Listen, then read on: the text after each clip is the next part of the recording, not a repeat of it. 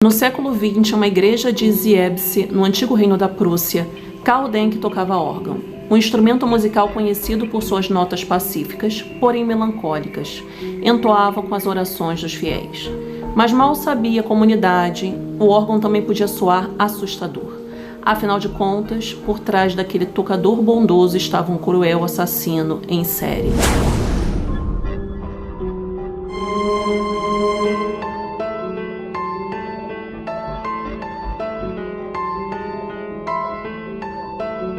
Mais uma sexta-feira e mais uma história criminal real daquelas. Eu sou Daniele Vendramini e hoje vim falar de um serial killer que faz jus àquela frase: lobo em pele de cordeiro. Muitas vezes pensamos conhecer quem está ao nosso lado, mas a verdade é que pouco conhecemos das pessoas que nos rodeiam. E hoje você mesmo vai tirar essa conclusão. E duvido você voltar a confiar em alguém depois do caso de hoje.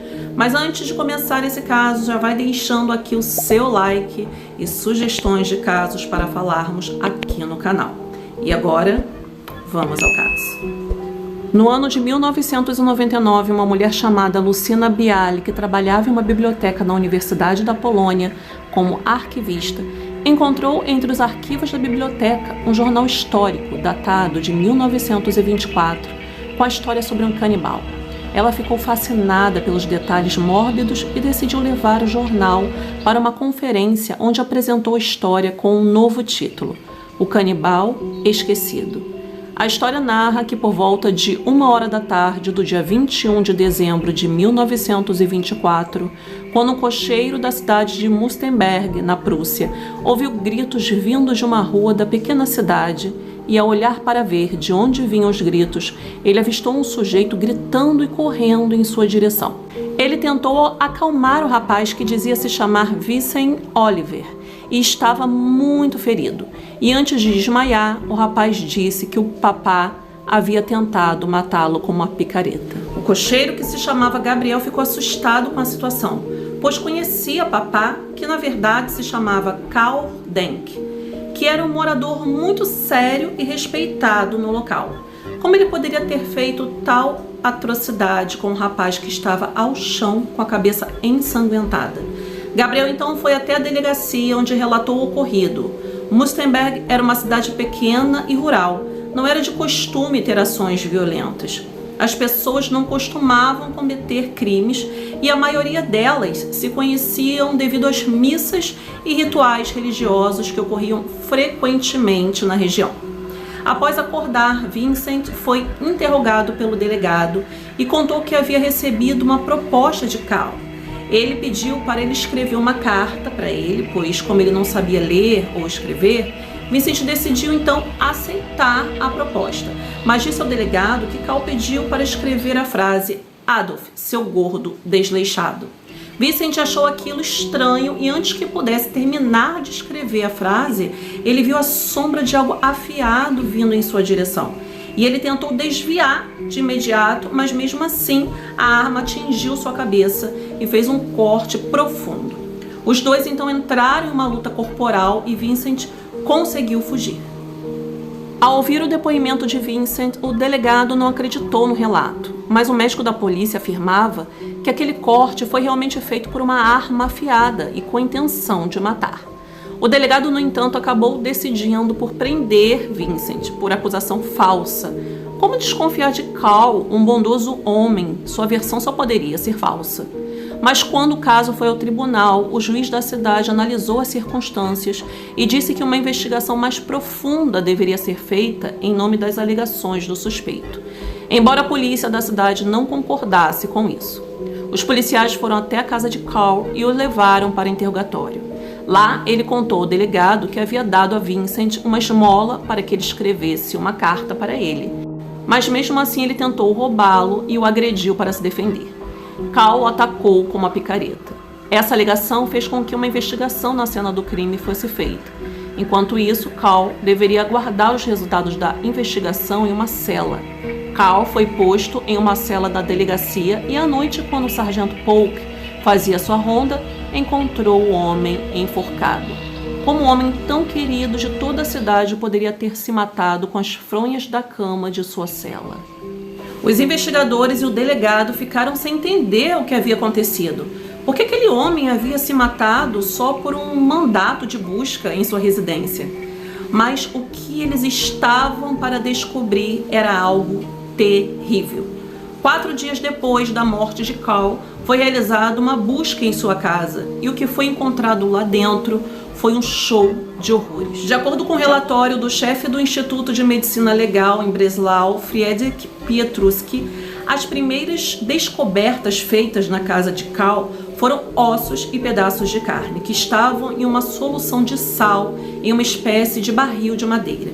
Do cadáver havia sido retirado 15 pedaços de carne, ainda com pele e pelos. 2 pedaços de carne pertencentes à região mamária, com vários pelos. O torso foi cortado ao meio, a 3 dedos acima do umbigo. Havia carne retirada da parte frontal do ombro, pedaço da parede abdominal anterior, um pedaço de carne com umbigo, e os pedaços de carne restantes pertenciam à parte traseira do corpo.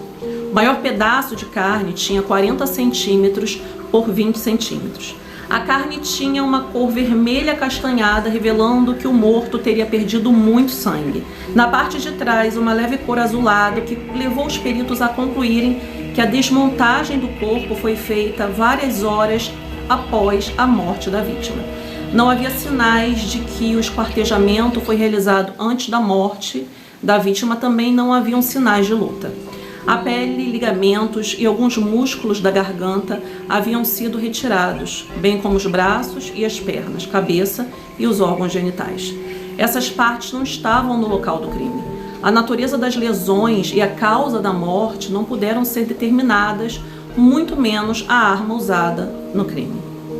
Em 3 vasos havia carne humana cozida conservada, ainda coberta de pele e fios de cabelo. A carne era rosa e macia. As partes pareciam pertencer à região glútea. Em um dos potes, um pedaço de carne havia sido cortado pela metade e o outro pedaço pode ter sido comido, provavelmente, por Denker, antes de ser preso. A possibilidade de Denker ter ingerido e levado outras pessoas a fazerem consumo de carne humana através da venda desta, como carne de boi ou de porco, no mercado de Wrocław, não foi confirmada pela polícia, embora pareça ser plausível. Tempos depois, investigações provaram que Carl costumava convidar pessoas para sua casa, geralmente sem tetos, onde os ofertava uma grande quantidade de alimento. Dentre os pratos principais estava a carne cozida. No galpão de madeira atrás da residência, foram encontrados ainda um recipiente que havia vários pedaços de pele humana, partes de uma aorta em uma espécie de massa gelatinosa. Em uma tigela sobre a mesa de jantar havia gordura de cor âmbar. Testes biológicos posteriores confirmaram que se tratava de gordura humana. Continuando as investigações, mais peças de carne foram encontradas. Um barril cheio de ossos limpos, tendões e partes de músculos também foi encontrado. Provavelmente a carne encontrada no barracão também foi cozida. Os investigadores encontraram 6 ossos de antebraço, o que significava que provavelmente havia parte de 3 pessoas ali. Atrás do galpão, uma tíbia foi encontrada dentro de um pequeno lago que o próprio Denker havia construído anos antes, e também foram encontrados partes de esqueletos que foram atirados na floresta atrás da casa. Foram enviados para exame 16 ossos de fêmur, 15 pedaços de ossos longos, 4 pares de ossos de cotovelos, 7 raios de crânio, 9 partes inferiores dos raios, 8 pares de ossos do antebraço, um par de tíbia superior, 2 braços, um par de húmeros, um par de ossos da clavícula, 2 omoplatas, 8 calcanhares e tornozelos, 120 dedos inteiros e falanges e ossos do metacarpo. As 5 primeiras costelas e uns 100 a 50 pedaços de costelas. Todos os ossos, com exceção de poucos, eram muito leves e porosos. No mato atrás do terreno, os policiais encontraram também 4 vértebras, pelvis dessecados pertencentes a indivíduos do sexo masculino, que demonstrou traços de terem sido serrados com o serrote. Apenas parte de um crânio foi encontrada, parte de um externo visivelmente cortado com um objeto bem afiado, Esse pedaço de osso tinha traços de tinta. As superfícies dos ossos, onde eles eram cortados, eram irregulares, demonstrando que fora aplicada muita força. Era possível perceber golpes de machado afiado ou objetos semelhantes, assim como o uso de serras em algumas partes. Os cortes nas articulações foram feitos com uma faca ou facão bem afiado. Com todos esses registros, pôde-se declarar que os ossos pertenciam a pelo menos 8 pessoas. Ao longo dos anos, muitos ossos ainda seriam descobertos. Os últimos ossos foram localizados após a Segunda Guerra Mundial por poloneses que compraram a casa de Denk.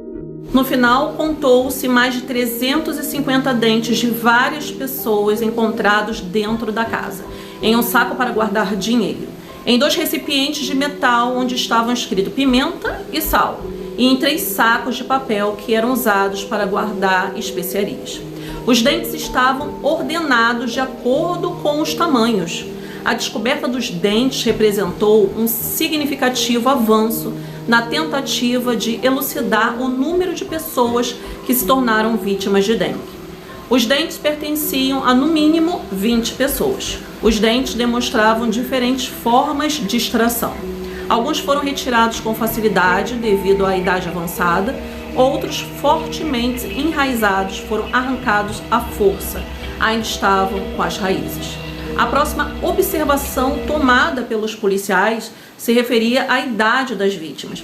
Com base nos dentes, os peritos puderam deduzir que grande parte das vítimas de dengue não eram jovens. Uma das vítimas certamente tinha menos de 16 anos. Foi descoberto que a maioria das vítimas teria por volta de 40 anos de idade na ocasião em que foram mortas.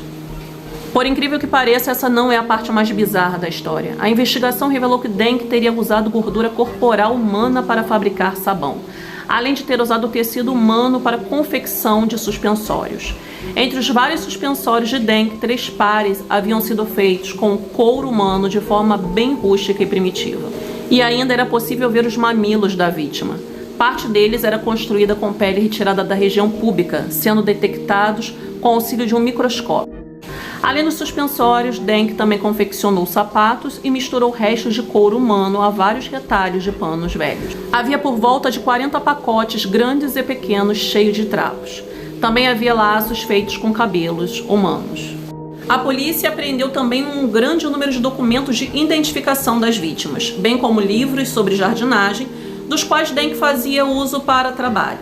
Nesses livros estavam anotados os nomes de 30 pessoas, homens e mulheres, registrados de forma cronológica.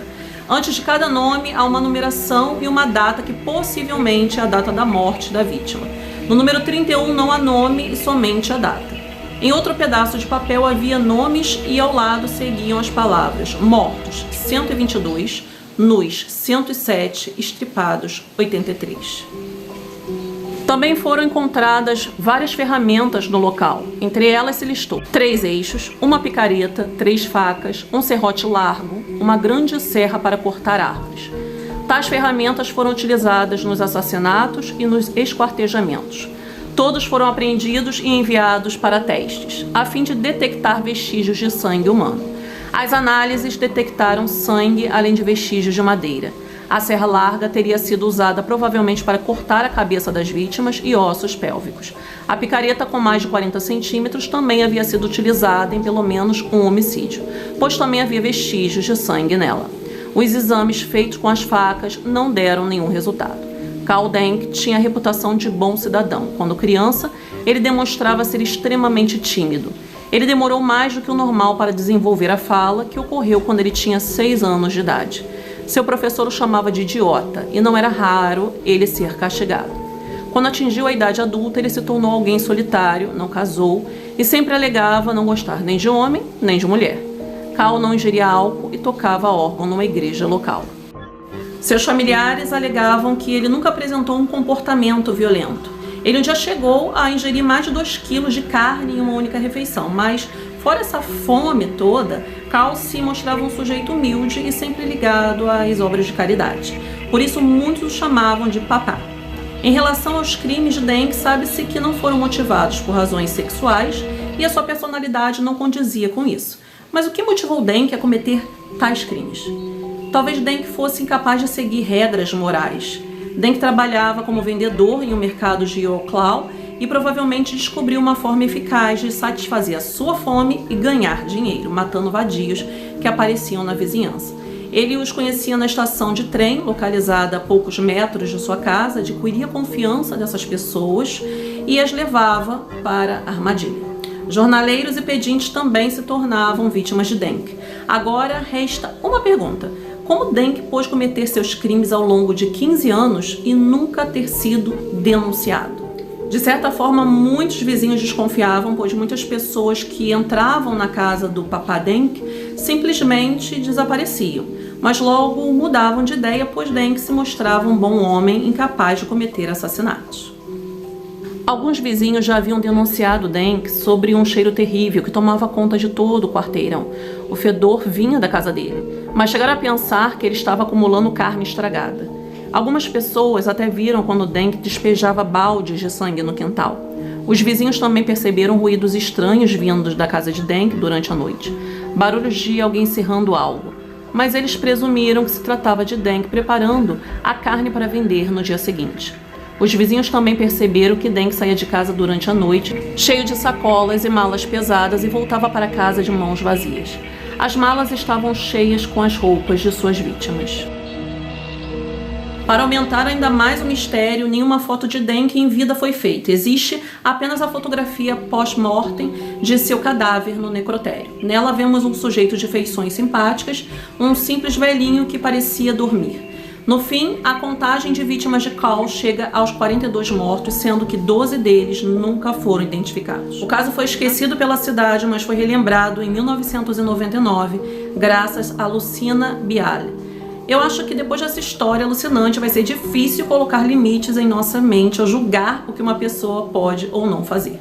Coisas que parecem ser ficção nos mostram a dura realidade de onde pode chegar a loucura humana. Escreve aqui nos comentários o que você achou dessa história cruamente real. Muito obrigada a todos por ter assistido até o final e tenham todos uma ótima semana.